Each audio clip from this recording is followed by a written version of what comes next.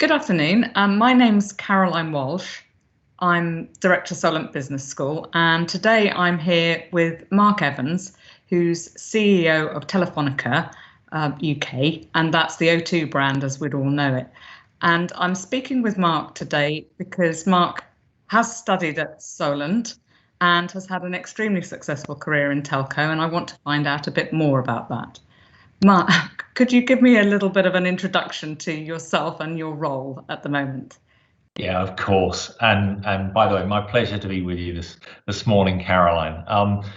Yes, you're right. Many years ago now, I studied at Solent and studied for the accountancy qualification of the Chartered Management of Accountants.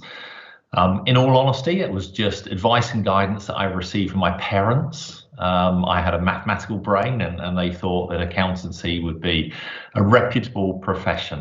And I have to say, I loved my time, and I've never looked back since. I won't talk through my CV, but you're right. I'm now the chief executive of O2, as perhaps you all know it, but Telefonica UK as a legal entity. It's a fantastic business that stands for so much. I think one of the things I learned through Solent, and I'm sure this applies to a number of colleges and universities, but it's the importance of networking and how you take that into the world at work as well. You know, organizations work in a particular way, but ultimately it's down to people, and it's about connecting with them and relating to them, and then almost harnessing those individuals for a collective power to move the company forward. I think what you learn as a student is if you can connect and build communities and groups, you yourself gain so much out of that and you become so much more effective.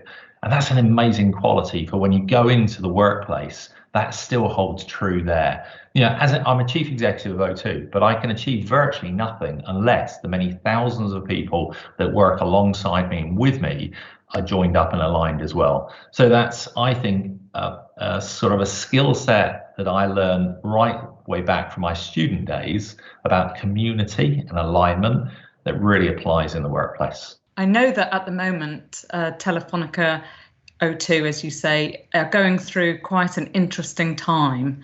There's a lot going on in the telco market. Can you tell me a little bit more about that?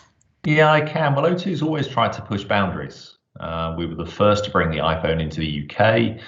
We were the first to launch an entertainment venue, which many of you will now know, of course, as the O2. That's the world's most popular entertainment venue. We have 23 other academies across the UK.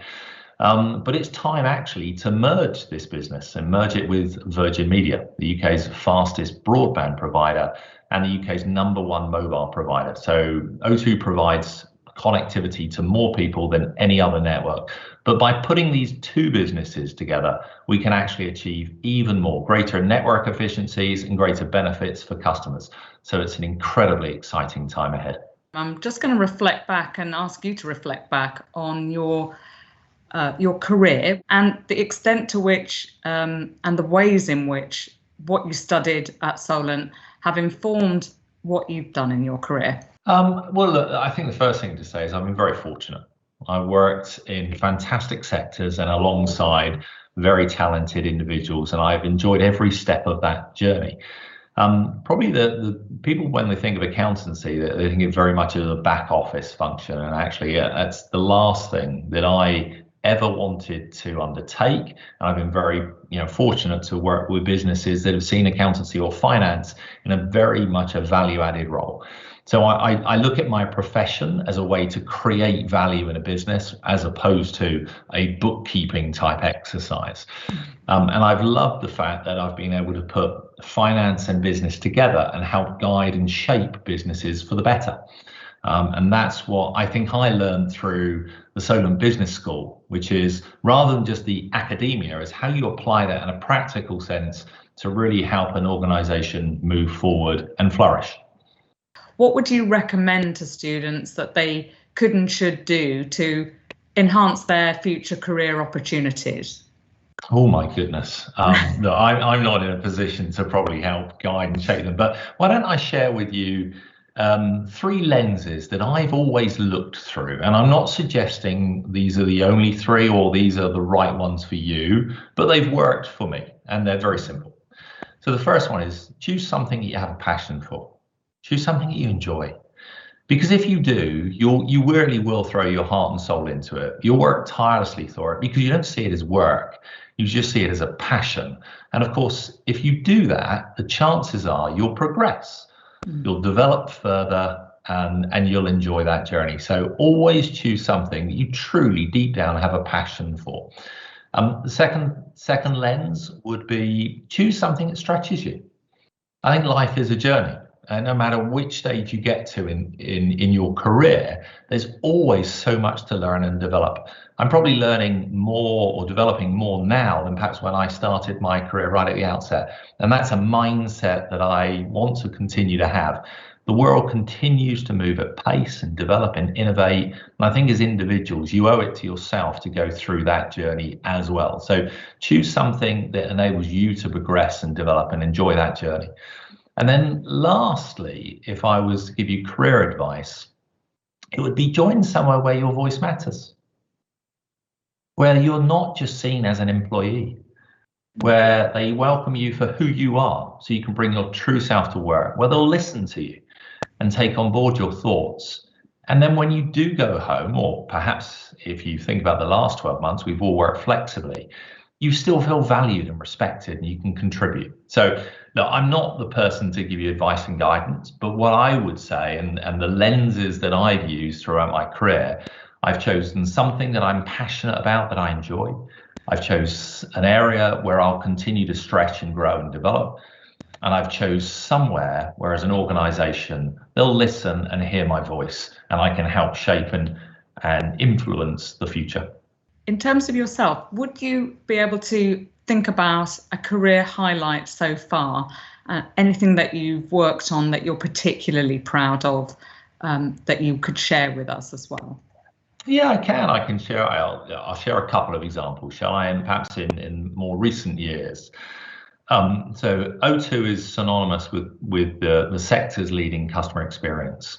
We launched a proposition which we called custom plans. It's a contract that flexes around your needs, not ours. So it's the first time in the industry you could go into a store or online and say, I'd like a particular phone, and here's the data package that I'd like, and here's the term that I'd like it over, and here's how much I can afford to spend. And in essence, it was the industry responding to your needs rather than dictating to you. And that's actually helped us grow and attract more customers than any other network. It's meant that we've been very flexible in connecting with our customers and has helped. We've never really looked back. So I've loved the fact that we've brought the industry something new and something innovative that's really landed really well indeed. If I give you another example, it would be 2 years ago, we were working with the UK government, and it's fair to say that coverage in the UK of mobile reception isn't as strong as it needs to be. And there's a reason for that, is that there are certain parts of the country that geographically are very expensive to deploy infrastructure on, and sadly don't create the revenue and the return. So as a private investment, it just doesn't make economic sense. But still, as consumers, of course, we want to be able to use that mobile everywhere. So we tabled to the UK government the opportunity to work as 4 operators together so that we could lower our cost of deployment, but at the same time improve coverage for all. And I'm thrilled to say that probably the world's first ever rural shared network was then signed by the government, by the regulator, and the 4 operators. So it's great to know that not only have we done in the recent years something that's attractive to consumers at proposition level, it's also great to see the sort of landscape change by something we've been able to influence. What do you think employers look for in graduates? What are they looking for to stand out that's a bit distinctive, do you think?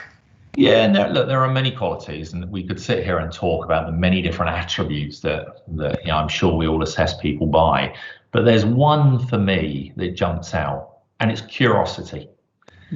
For people who want to learn and push boundaries and innovate, I think that really helps an organization move and evolve. So I'm looking for someone who is really just interested in learning and developing and innovating. And I'm sure with that appetite and that characteristic, that they'll bring some incredible ingredients to certainly to the business that I work within and help us to evolve. We can't do anything about yesterday, but we can all shape tomorrow. So that curiosity of learning and developing is what I look for most in graduates.